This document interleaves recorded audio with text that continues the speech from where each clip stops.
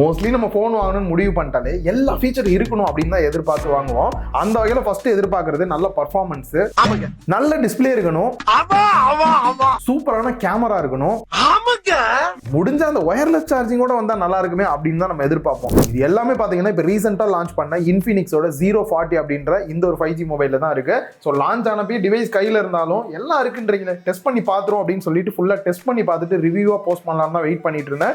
இந்த வீடியோ கண்டிப்பா sponsor video கிடையாது. என்ன இருக்கு இல்ல அப்படின்றத வீடியோல பாத்தீங்கன்னா உங்களுக்கு கிளியரா புரிஞ்சிடும். நீங்க பார்த்துட்டு இருக்கிறதுல ஒரு டெக் சேனல், நான் சுகுமார். வாங்க வீடியோக்குள்ள போகலாம். குயிக்கா ஒரு அன்பாக்சிங் பண்ணிடலாம். மேல க்ளோ ஆகக்கூடிய இந்த ஒரு ரேப்பர் ரிமூவ் பண்ணிடலாம்.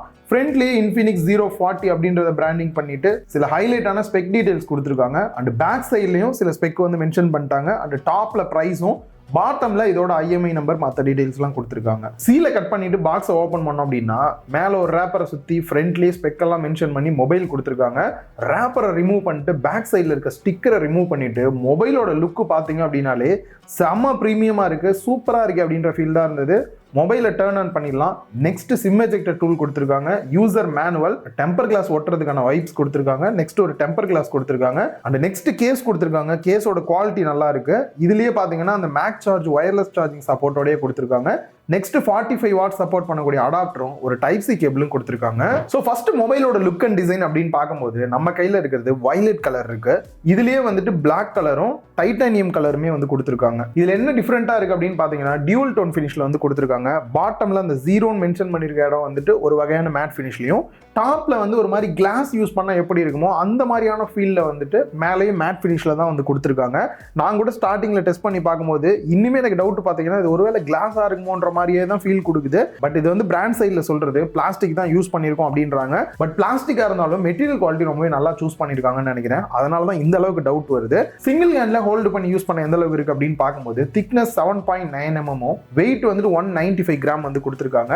ஸோ நல்லா ஒரு ஸ்லிம்மா இருக்க மாதிரியான டைப்ல தான் இருக்கு பார்க்கறதுக்கு. ஏன்னா ஒரு லார்ஜான டிஸ்பிளேவா வந்து கொடுத்துருக்காங்க. அண்ட் அதை தாண்டி பேக் சைட்லயும் லைட்டா கர்வ் கொடுத்துருக்கனால சிங்கிள் ஹேண்ட்ல ஹோல்டு பண்ணி யூஸ் பண்றதுக்குலாம் நல்லாவே கம்ஃபர்டபுளா இருக்கிற ஃபீல் இருக்கு. கொஞ்சம் வெயிட் அதிகமா இருந்தாலும் வெயிட் பேலன்ஸ்மே வந்து பெட்டரா பண்ணியிருக்காங்க. அந்த IP ரேட்டிங்கை பொறுத்த வரைக்கும் IP54 கொடுத்துருக்காங்க. தெரியாம தண்ணியெல்லாம் பற்றுது அப்படின்ற பட்சத்தில் போனுக்கு எந்த ப்ராப்ளம் வராது. டைரக்டா தண்ணிக்குள்ளெல்லாம் வந்து போட்டுறாதீங்க. ஸோ மொபைல் ஓவராலாக டிசைன் எப்படி இருக்குன்னு பார்க்கும்போது நீங்கள் பார்க்குறதுக்கு அந்த ஒரு ப்ரீமியம் ஃபீலாக எதிர்பார்க்குறீங்க அப்படின்னா தாராளமாக இந்த ஃபீலை வந்து இது கொடுக்குது அப்படின்னு தான் சொல்லணும். அண்ட் மற்றபடி பாட்டமில் டியூவல் சிம் ஸ்லாட் கொடுத்துருக்காங்க. ஒரே டைமில் 2 சிம் கார்டு யூஸ் பண்ணிக்கலாம். SD கார்டு யூஸ் பண்ண முடியாது. 14 5G பேண்ட் சப்போர்ட்டோடையும் கொடுத்துருக்காங்க. பாட்டமில் மைக்கு, டைப் சி போர்ட் அண்ட் ஸ்பீக்கர்கள் கொடுத்துருக்காங்க. டாப்பில் இருக்கக்கூடிய இயர் பீஸுமே வந்து ஸ்பீக்கராக தான் ஒர்க் ஆகும். அதுக்காக டாப்லையும் பார்த்தீங்கன்னா ஒரு 3 ஹோல் வந்து போட்டு விட்டுருப்பாங்க. சவுண்ட் குவாலிட்டி, ஸ்டீரியோ எஃபெக்ட் எந்த அளவுக்கு இருக்குன்னு பார்க்கும்போது இதை டியூன் பண்ணது வந்து JBL அப்படின்றதையுமே மென்ஷன் பண்ணியிருக்காங்க. டாப்ல சவுண்டை பொறுத்த வரைக்கும் நல்ல ஸ்டீரியோ எஃபெக்ட் கிடைக்குது. ஓரளவுக்கு நல்ல லவுடரா இருக்கு. பட் ரொம்ப டாப் கிளாஸ் அப்படின்னு சொல்ல முடியாது. நெக்ஸ்ட் மைக் கொடுத்துருக்காங்க. அண்ட் IR பிளாஸ்டரும் மிஸ் பண்ணாம கொடுத்துருக்காங்க. ஸோ உங்களோட டிவியா இருக்கட்டும் இல்லை ஏசி எல்லாம் நீங்க கண்ட்ரோல் பண்ணோம் அப்படின்னா மொபைல் யூஸ் பண்ணி ஈஸியா கண்ட்ரோல் பண்ணிக்கலாம். அண்ட் ரைட் சைடில் volume rocker key and power button வந்து கொடுத்துருக்காங்க. ஸோ நெக்ஸ்ட் டிஸ்பிளேக்கு வந்தோம் அப்படின்னா என்னைய ரொம்ப இம்ப்ரெஸ் பண்ணது இந்த கர்வ் தான். இப்போ ரீசெண்ட் டேஸில் பார்த்தீங்கன்னா கர்வ் வந்து அப்படியே கொஞ்சம் கொஞ்சமாக குறைச்சிக்கிட்டே வராங்க. பட் இவங்க கொடுத்துருக்க கர்வ் வந்து அந்த பழைய மாடலில் இருக்கிற மாதிரியே இருக்கிறது. நார்மலாக இந்த டைப் தான் எனக்கு ரொம்ப பிடிக்கும். அதே மாதிரி கொடுத்துருக்கிறது நல்லா இருக்கு. இதனால மினிமம் பெசல்ஸ்க்கான ஃபீல் நல்லாவே கொடுக்குது. 4 சைடுமே வந்துட்டு 6.78 inch full HD plus AMOLED display, அதுவும் 10 பிட் டிஸ்பிளே வந்து யூஸ் பண்ணியிருக்காங்க.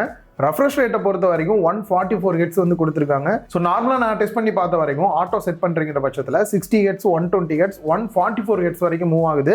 நடுவில் 90 ஹெட்ஸும் கொடுத்துருந்தாங்க. நான் இன்னும் கொஞ்சம் பேட்டரி கன்சப்ஷனுக்கு நல்லாவே இருந்திருக்கும். அண்ட் HDR10+ சப்போர்ட் கொடுத்துருக்காங்க. யூடியூப் வீடியோஸ்லாம் செக் பண்ணி பார்த்தா நல்லாவே இருக்கு. கொரில்லா கிளாஸ் 5 ப்ரொடெக்ஷனோடையும் வருது. PWM டிமிங்கை பொறுத்த வரைக்கும் 2304 ஹெட்ஸ் வந்து கொடுத்துருக்காங்க.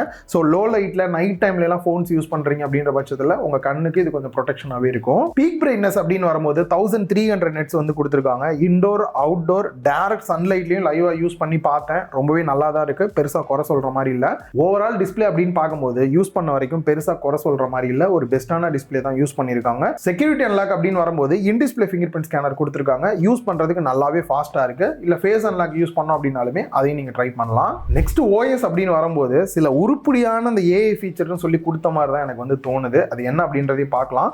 அதுக்கு முன்னாடி இதோட OS வந்துட்டு XOS 14.5 ஆண்ட்ராய்ட் 14ல வந்து ரன் ஆகிற மாதிரி கொடுத்துருக்காங்க. லாஸ்டா ஜூன் வரைக்குமே செக்யூரிட்டி பேட்ச் அப்டேட் வந்து கொடுத்துருக்காங்க. இவங்க ப்ராமிஸா கொடுக்கக்கூடிய அப்டேட்ஸ்னு சொல்றது ஆண்ட்ராய்ட் 16 வரைக்கும் கொடுப்போம் அப்படின்றாங்க. எனக்கு தெரிஞ்சு இன்னும் 2 அப்டேட் உங்களுக்கு கிடைக்கும். அண்ட் செக்யூரிட்டி பேட்ச் அப்டேட்டை பொறுத்த வரைக்கும் 3 வருஷம் கொடுக்குற மாதிரி வந்து சொல்லியிருக்காங்க.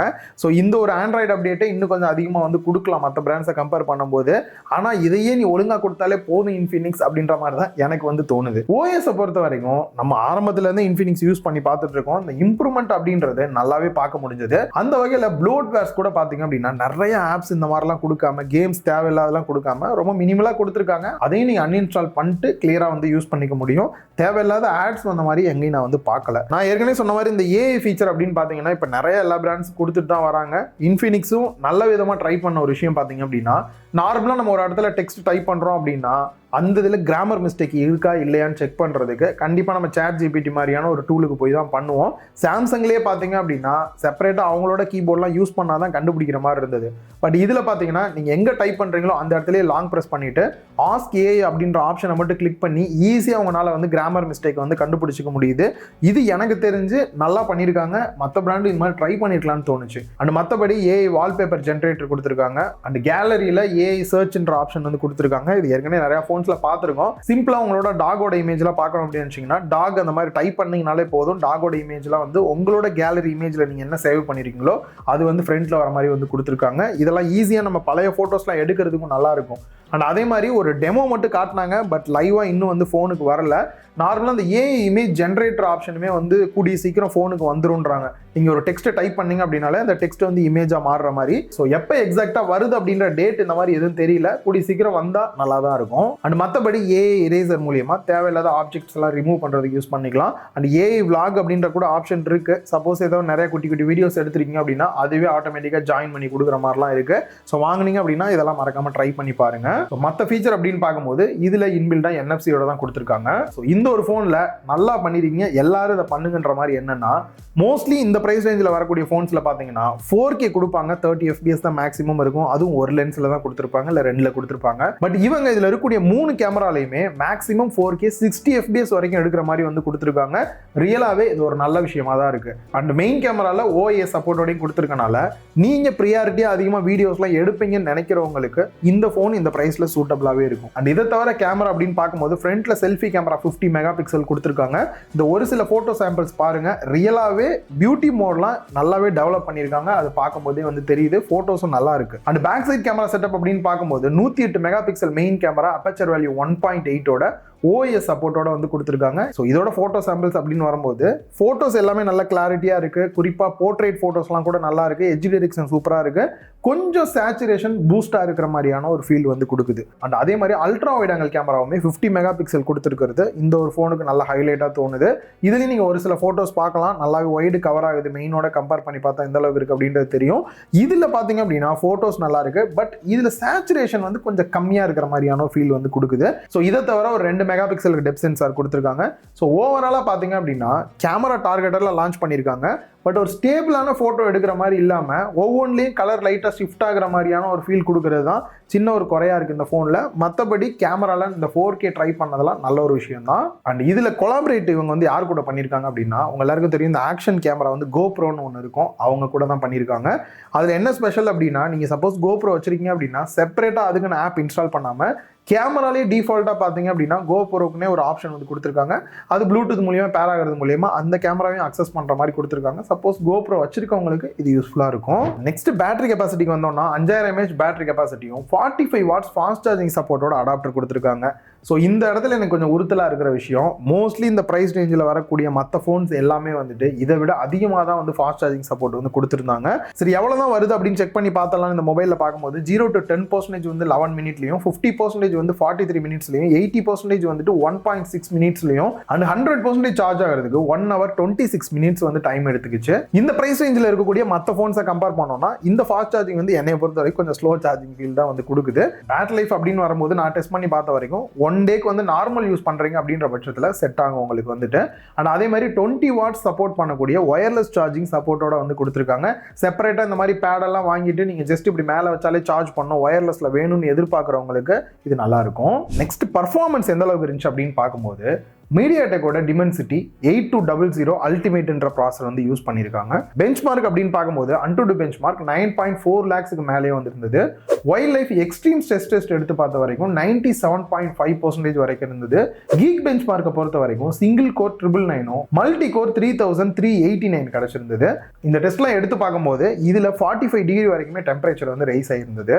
ஸோ நார்மல் யூஸ் பண்றோம் அப்படின்ற பட்சத்தில் ஃபோன் வந்து நல்லாவே ஸ்மூத்தா இருக்கு. இந்த இடத்துல லேக் இந்த மாதிரியான ஃபீல் எங்கேயும் பார்க்க முடியாது. டெய்லி லைஃபுக்கு சூட்டபிளான ஃபோன் தான். அண்ட் அதே சமயம் கேம் பிளே அப்படின்னு வரும்போது ஃபர்ஸ்ட் விஷயம் நோட் பண்ணது லைட்டா வார்ம் ஆகிறத வந்து ஃபீல் பண்ண முடிஞ்சது. ஓவர் ஹீட்டிங் ஆகிற மாதிரியோ ஹீட் ஓவரா இருக்கு ஆம்லேட் போடுற மாதிரியான ஹீட்லாம் எதுவுமே இல்லை. ஜஸ்ட் லைட்டா கொஞ்சம் வார்ம் ஆகிற மாதிரி இருக்கு. அதுவும் ரொம்ப நேரம் கேம் பிளே பண்றோம் அப்படின்னும் போது அதே சமயம் கேம் பிளே பண்ணும்போது எந்த இடத்துலயும் லேக்கா இருக்கிற மாதிரி ஃப்ரேம் டிராப்லாம் ஆகிற மாதிரியான ஃபீல் எங்கேயுமே இல்லை. ஸ்மூத்தாவே கேம் பிளே பண்ண முடிஞ்சது. மற்ற ஃபீச்சர்ஸும் சேர்த்து நீங்க அப்பப்ப கேம் பிளேவும் பண்ணுவேன் அப்படின்னு நினைக்கிறவங்களுக்கும் இந்த ஃபோன் சூட்டபிளா இருக்கும். ஸோ பர்ஃபார்மன்ஸ் நல்லாவே இருக்கு. நம்ம கேம் பிளே பண்ணி பார்த்தது 12GB RAM 256GB internal storage இருக்கக்கூடிய டிவைஸ் தான். இதுல ஸ்பெஷல் என்ன அப்படின்னா ரேமோட டைப் வந்து LPDDR5X யூஸ் பண்ணிருக்காங்க. ஸ்டோரேஜ்மே பாத்தீங்கன்னா UFS 3.1 வந்து யூஸ் பண்ணிருக்காங்க. என்னெல்லாம் நல்லா இருந்துச்சு நல்லா இல்லைன்னு அங்கங்க சொன்னாலும் ஓவராலா சொல்லும் போது உங்களுக்கு இன்னும் கொஞ்சம் கிளியரா புரியும். பிரைஸுக்கு முன்னாடி அதை சொல்லிடுறேன். ஃபர்ஸ்ட் இதுல பர்ஃபார்மன்ஸ் நல்லாவே இருக்குது. குறிப்பா கேமரால அந்த 4K 30fps 60fpsல எடுக்கிற மாதிரி கொண்டு வந்திருந்தது நல்லா இருக்கு. டிஸ்பிளேயோட குவாலிட்டி நல்லா இருக்கு. டிசைனுமே சூப்பரா கொடுத்திருக்காங்க. இந்த ஒயர்லெஸ் சார்ஜிங் இந்த பிரைஸ் ரேஞ்சில எல்லாம் ட்ரை பண்றது நல்ல ஒரு விஷயம். மற்றபடி NFC IR பிளாஸ்டர் இந்த மாதிரிலாம் யூஸ்ஃபுல்லான ஃபீச்சர்ஸும் இருக்கு. இந்த பக்கம் குறை அப்படின்னு பார்க்கும்போது ஓவரால் கேமரா பர்ஃபார்மன்ஸ் நல்லா இருந்தாலும் இன்னும் கொஞ்சம் பூஸ்ட் பண்ண வேண்டிய இடம் நிறைய இருக்கிற மாதிரி தான் ஃபீல் ஆகுது. அந்த ரெண்டாவது பேட்டரி லைஃப் நல்லா இருந்தாலும் கூட இந்த 45 வாட்ஸ் தான் கொடுத்துருக்கிறது. மற்ற பிராண்ட்ஸை கம்பேர் பண்ணும்போது இன்னும் கொஞ்சம் அப்கிரேடா கொடுத்துருக்கலாம்ன்ற மாதிரி தான் இருக்கு. OS அப்படின்னு வரும்போது ஓவரால் நிறைய ஃபீச்சர்ஸ் இந்த AI ஃபீச்சர்ஸ்லாம் நல்லா கொடுத்திருந்தாலும் கூட மற்ற OS கம்பேர் பண்ணும்போது இன்னும் சில இம்ப்ரூவ்மெண்ட்ஸ் பண்ற மாதிரி தான் இருக்கு இவங்க சைடும் வந்துட்டு.